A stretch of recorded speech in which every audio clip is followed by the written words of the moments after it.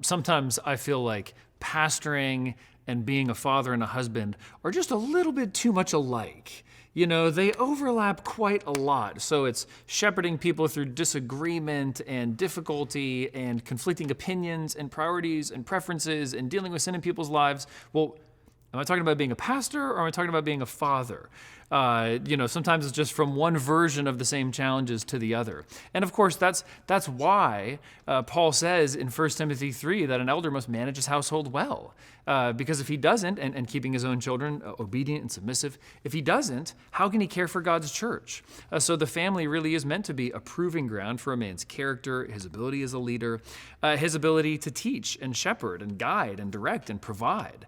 It is a testing ground and a proving ground for pastoral ministry. And everyone who's in pastoral ministry, every man who is a pastor, should remain faithful to that calling, or else he's not qualified for the job he's in.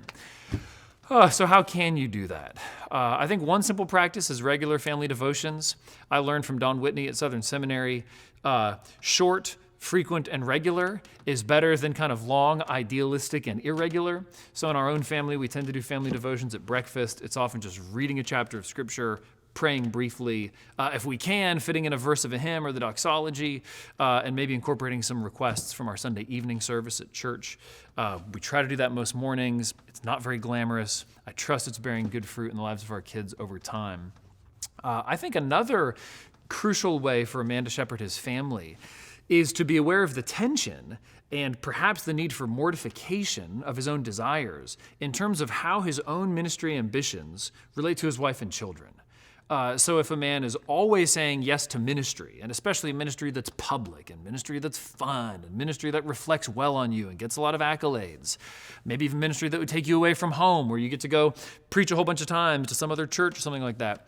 If you're always saying yes for ministry, and it's coming at the expense of your wife's spiritual well-being or of your children's flourishing, you need to take a good hard look at your own heart and your own priorities and recognize that sometimes being faithful to the prior calling God has given you as a husband and father means actually pulling back from a certain ministry opportunity or saying no or scaling back.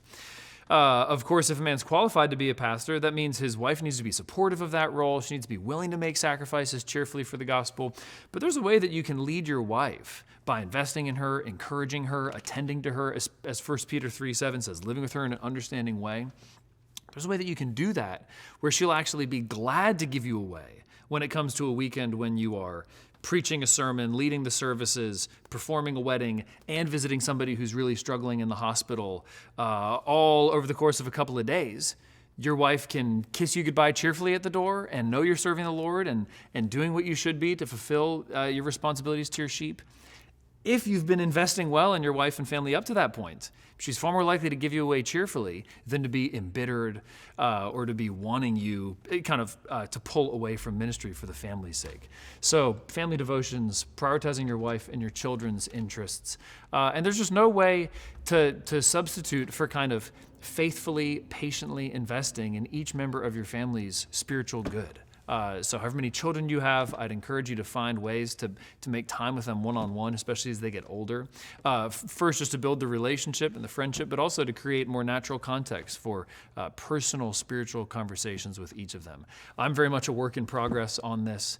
I pray the Lord will give you wisdom to lead your family well.